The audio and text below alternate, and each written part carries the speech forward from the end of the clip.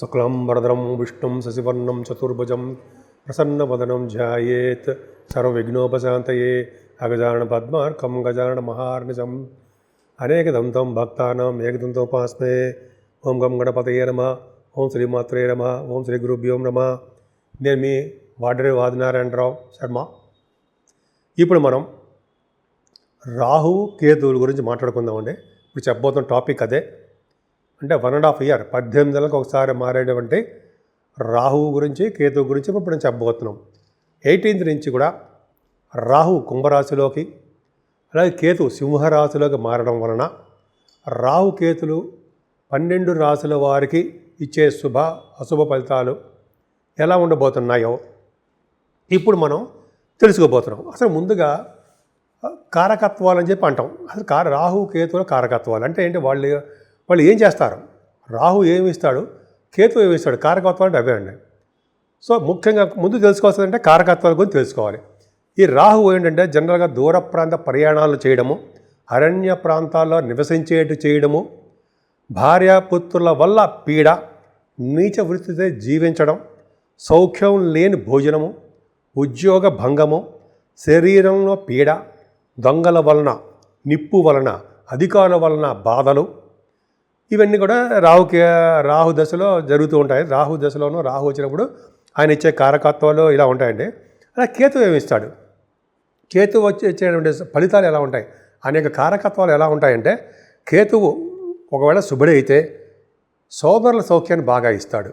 అంతేకాకుండా యజ్ఞాలు, దానాలు అధికంగా చేయడం, వృత్తిలో లాభం, అలాగే గృహం లభించుట, రాజ గౌరవము, కీర్తి, సత్పురుషుల సాంగత్యము, సావాసము, పోయిన వస్తువులు దొరకడం, దేవతా దర్శనము, కొంతమందికి అందరికీ కూడా జనరల్గా కేతు ప్రభావం వలన అన్న వస్త్ర సంపదలు కలుగుతాయి. ఆయన మంచి పొజిషన్లో ఉంటాయి.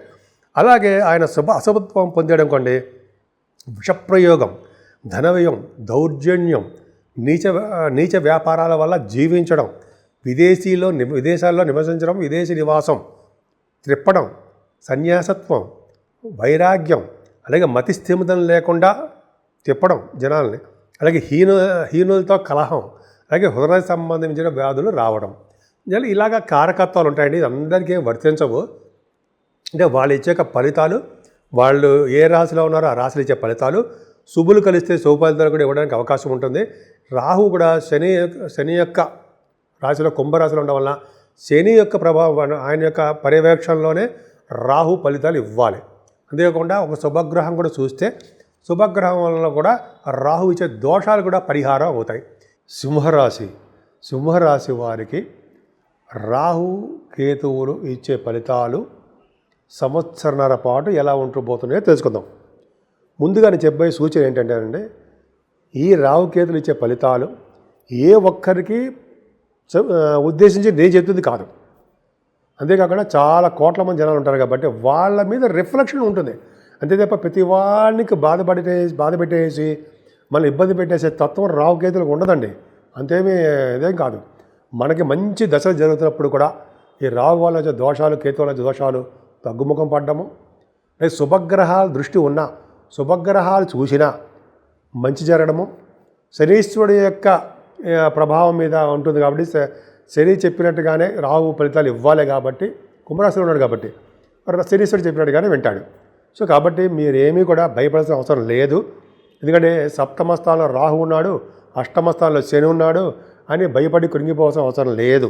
పరిహారాలు మనం చేసుకుందాం. ఎందుకంటే మొత్తం మన జీవితాంతం కూడా మంచి శుభఫలితాలు ఏం రావు, మధ్యలో కష్టాలు వస్తాయి. దాని వలన మనం రాటు తేలిపోయి బ్రహ్మాండంగా తయారవుతాం. నాకు మాత్రం రావా, అందరికీ కష్టాలు వస్తాయి. భయపడకూడదు మనం. ఇప్పుడు మనం రాహు గురించి చెప్పుకుందామండి.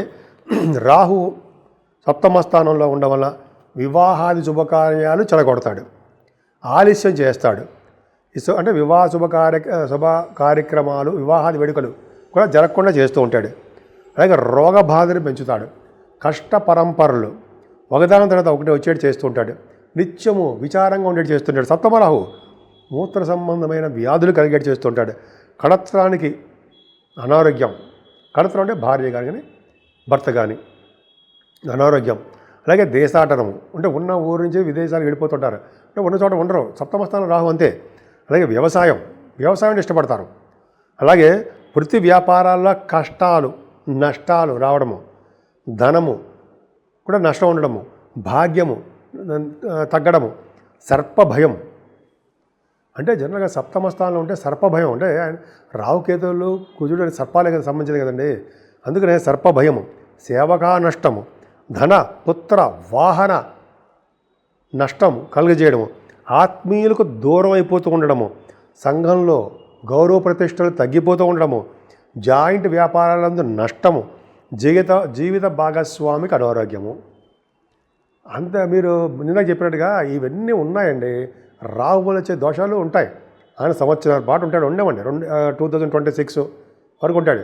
ఉన్నప్పటికీ కూడా మీరు చేసేటువంటి పూజలు బలం మిమ్మల్ని రక్ష కాపాడుతుందన్నమాట. డెడికేటెడ్గా మీరు చేసే ఒక దేవుడిని నమ్ముకుంటారు మీరు, ఆ దేవుడే రక్షగా మిమ్మల్ని కాపాడుతూ ఉంటాడు అమ్మవారు. చివరిలో పరిహారాలు చెప్పుకుందాం. సరే అండి, సింహంలో కేతు, మీ రాశిలోనే కేతు ఉన్నాడు కదా. కేతువు అంత మంచివాడు కాదండి. మీ రాశిలోని కేతువు ఏం చేస్తాడంటే భయం కలిగిస్తుంటాడు, మహాభయం అంటారు. జనరల్గా భయము, జ్వరము, చర్మ వ్యాధులు రావడము, దేహానికి అనారోగ్యము, తరచూ స్థానచలనం జరుగుతూ ఉంటుంది. అంతేకాకుండా మానసిక క్షోభ, విపరీత పరిణామాలు ఉంటాయి. విపరీత పరిణామాలు, అరిచేతులకి చెమట పడతాయి. అది ఎక్కడ వినలా, అరిచేతులకి చెమట పడుతుందట. సన్నని శరీరము, అంటే కృషించిపోతున్నారు, సన్నని శరీరం ఉంటారట వాళ్ళు. కటిరోగము, బంధన ప్రాప్తి, రోగములచే పీడించబడ్డము, అలాగే శ్రాద్ధకర్మలు చేయడము, ఉద్యోగ భంగము, అనేక అపవాదులు, తలపెట్టిన పనులు సాధించలేకపోవడం జరుగుతాయి. అంటే ఒక విధంగా చెప్పాలంటేనండి, ఈ రాహుకేతువులు శనీశ్వరుడు ఎలాగో చెప్పుకున్నాం కాబట్టి ఈ రాహుకేతువులు అంత మంచి ఫలితాలు ఇవ్వట్లా మీకు. మీరు ముగ్గురే మీకు మంచి ఫలితాలు ఇవ్వట్లా. వాళ్ళు ముగ్గురు అంటే శని రాహు కేతువులు. సో మరి పరిహారాలు చేసుకుందామండి. కాబట్టి ఏంటంటే మీకు మంచి దశలు జరుగుతున్నప్పుడు కానీ, నేను ప్రతిసారి చెప్తున్నా, అలాగే శుభగ్రహాలతో కలిసినా కానీ, శుభగ్రహాల యొక్క దృష్టి ఉన్నప్పుడు కానీ రాహుకేతులకి, శనీశ్వరుడు కూడా వాళ్ళన్న మీకు ఆ చెడు ఫలితాలు తక్కువగా ఉండడమే కాకుండా మీకు మంచి దశలు జరుగుతాయి అనుకోండి, అప్పుడు మంచి ఫలితాలు జరుగుతాయి. ఏదేమైనా విధి లిఖితాన్ని ఎవరు తప్పించలేరు కాబట్టి, జరగవలసింది ఏదో జరుగుతుంది కాబట్టి మనం నిశ్చింతగా ఉండి స్వామివారిని పూజిద్దాం. ముఖ్యంగా అమ్మవారికి ప్రభావం కలగాలంటే, రాహు వలన దోషాలు పోవాలంటే జనరల్గా మీరు అమ్మవారి దేవాలయాలు సందర్శించాలి. దుర్గా, చండీ, గౌరీ, ఈ 3 దేవాలయాలు పవర్ఫుల్ కదండి.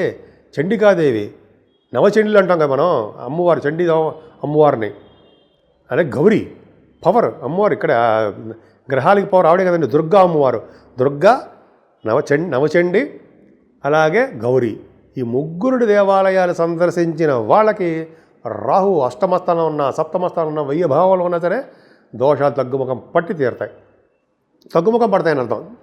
ఇంకోటి ఏంటంటే అమ్మవారి దర్శనాలు చేసుకోవాలి, దేవాలయాలు సందర్శించాలి. అంతేకాకుండా మీరు శక్తి పీఠాలు కూడా దర్శించడానికి అవకాశాలు ఎక్కువ ఉన్నాయి, చేస్తారు కూడా. అలాగే శుక్రవార నియమాలు కూడా పాటించండి. మంగళవారం నియమాలు, షష్ఠి పూట మంగళవారం వస్తుంది, షష్ఠి మంగళవారం పూట మీరు కనుక ఉపవాసం అంటే ఉప్పు పెట్టి తినచ్చు, రాత్రి భోజనం చేయొచ్చు, ఇవన్నీ ఉంటాయనుకోండి. ఒక పూట భోజనం చేయకుండా ఉంటే సరిపోతుంది. చేయడం వల్ల షష్ఠి వల్ల ఉపవాసం సుబ్రహ్మణ్యేశ్వర స్వామి అనుగ్రహం కలిగి తీరుతుంది. పైగా అత్యంత రాజయోగకారకుడు కుజుడే కదండి మీకు. మీరు రాశిలో కుజుడు కేతు ఉండాలన్నా కుజు సమానుడు కదా, కుజుడు ఇచ్చే ఫలితాలు ఇవ్వాలి కదా. మరి కుజుడు ఇచ్చే ఫలితాలు ఇవ్వాలంటే సుబ్రహ్మణ్యేశ్వర స్వామి పూజలు చేసుకోవాల్సిందే, కళ్యాణాలు చేసుకోవాల్సిందే. అంతేకాకుండా మీరు వినాయకుడి పూజ చేయడం వల్ల, విఘ్నేశ్వరుడు పూజ చేయడం వల్ల సకల శుభాలు కలగడానికి అవకాశం ఉంది. ముఖ్యంగా అమ్మవారికి చండీ హోమాలు కూడా చేయించుకొని ఉండే, చండీ హోమాలు, కుంకుమ పూజలు, అభిషేకాలు మనకి ఎలా అమ్మవారు ప్రాప్తింపజేస్తారో అలాగన్నీ కూడా మనం పూజలు చేసుకోవడం వల్ల అద్భుతమైన ఫలితాలు ఉండి తీరుతాయి. సో ఈ విధంగా సింహరాశి వారికి ముఖ్యంగా రాహు వలన, కేతు వలన వచ్చే దోషాల వలన మీరేం భయభ్రాంతులు చెందకండి. నేను ఎవరిని భయపెట్టడానికి నాకు ఇష్టం ఉండదు. ఎందుకంటే నేను కూడా మీలో ఒకని కదా, నాకు ఉంటాయి కదా ఎఫెక్ట్. కాబట్టి శనీశ్వరుడు ఎఫెక్టు, రాహు ఎఫెక్ట్ కూడా భయపడాల్సిన అవసరం లేదు. చేయవలసిన పూజలు చేసుకుందామంటే ముఖ్యంగా వెంకటేశ్వర స్వామి కళ్యాణం చేయించుకున్న వారికి, శివాభిషేకాలు చేయించుకునే వారికి ప్రదోష కాలంలో, మాస శివరాత్రి ప్రదోష కాలంలో ఎవరైతే శివుడికి అభిషేకాలు చేయించుకుంటారో వారికి, వెంకటేశ్వర స్వామికి శ్రీనివాసుడికి కళ్యాణం చేయించుకుంటారో వారికి ఈ రాహు వలన కేతువులు వచ్చే దోషాలు పరిహారం అవుతాయి. మనం అమ్మవారికి ఎలా పూజ చేసుకుంటామో ఈ శివుడికి వెంకటేశ్వర స్వామి వారికి కూడా చేసుకోవడం వల్ల చక్కటి శుభాలు వస్తాయండి. కాబట్టి ఎవ్వరు బెంగపడకండి, బెంగపెట్టుకోవాల్సిన అవసరం లేదు. ఏ ఒక్కరిని ఉద్దేశం చెప్తుంది మాత్రం కాదు, కొన్ని కోట్ల మంది ఉంటారు కాబట్టి మన జాతక ప్రకారమే ఆధారపడి ఉంటుంది జరగబోయే ఫలితాలన్నీ కూడా. 12 రాశుల వారికి మేషరాశి నుంచి మీనరాశి వారి వరకు కూడా పరిహారాలు ఎలా చేసుకుంటే బాగుంటుంది, ఈ రాహు కేతువుల యొక్క దోషాలు ఏం చేసుకుంటే తగ్గుతాయి. ఎందుకంటే రాహు కేతువులు అంటే చాలా అందరి మీద వర్తించదు. రాహు కేతువులు దోషాలు తగ్గాలంటే ఫస్ట్ మనం చేయవలసిన పని ఏంటంటే కాళహస్తి వెళ్ళడమే. కాళహస్తి వెళ్ళి రాహు కేతువులు పూజ చేయించుకున్న వారికి రాహుకాలంలో చేయించుకుంటే మరీ మంచిది. రాహు వలన కేతు వలన వచ్చే దోషాలు పరిహారం అవుతాయి. అక్కడే ఆ గుళ్ళోనే పరమేశ్వరుడు ఉన్నాడు. పరమేశ్వరుడు యొక్క దర్శన భాగ్యం ఉండడము చేసుకోవడం వలన రాహుకేతువుల యొక్క దోషాలు, అలాగే మన ఈశ్వరుడికి అభిషేకాలు చేయించుకోవడం వలన, అమ్మవారికి పూజలు అక్కడ గౌరీ అమ్మవారు ఉన్నారు కదా చేయించుకోవడం వలన, అంటే మనకి రాహుకేతువులు శివుడు అమ్మవారు ఉండడం వల్ల ఆ పవర్ బాగుంటుంది. కాబట్టి ఈ రాహుకేతువుల యొక్క దోషాలు పరిహారం అవుతాయి. అంతేకాకుండా సర్ప శాంతి చేయించుకోవాలండి. అలాగే సర్పాలకు సంబంధించినటువంటి ప్రతిష్ట, నాగప్రతిష్ఠ అంటాం కదా, ఆ నాగప్రతిష్ఠ కూడా చేయించుకోవడం వలన ఈ కేతువు వలన వచ్చే దోషాలు అంటే పుత్తులు పుట్టట్లేదనో, పెళ్ళిళ్ళు కావట్లేదనో, లేకపోతే సరైన ఉద్యోగాలు లేదనో, అయితే ఉన్నతంగా రాణించట్లేదనో, విదేశాలు వెళ్ళినా కూడా ఉద్యోగాల ప్రాప్తి కలగట్లేదనో, రియల్ ఎస్టేట్ రంగంలో బిజినెస్ సక్సెస్ అయ్యలేకపోతున్నామనో, ఇవన్నీ కూడా దోషాలు పరిహారం అవడానికి వీలుంటే మీరు మోపిదేవులు అదే మీ ఎక్కడున్నా అక్కడ మీరు నాగ విగ్రహ ప్రతిష్ఠ చేయించుకోండి. మన అంత స్తోమత లేదు, మనం చేయించుకోలేమండి, టైం కుదరదు, టైం ఉండదు, పర్వాలేదు, డోంట్ వరీ. మనం కనీసం సుబ్రహ్మణ్య మనం ఆన్లైన్ అయినా సరే మనం ఈశ్వరుడు అంటే పరమేశ్వరుడు మనం అక్కడ చేసుకోవచ్చు.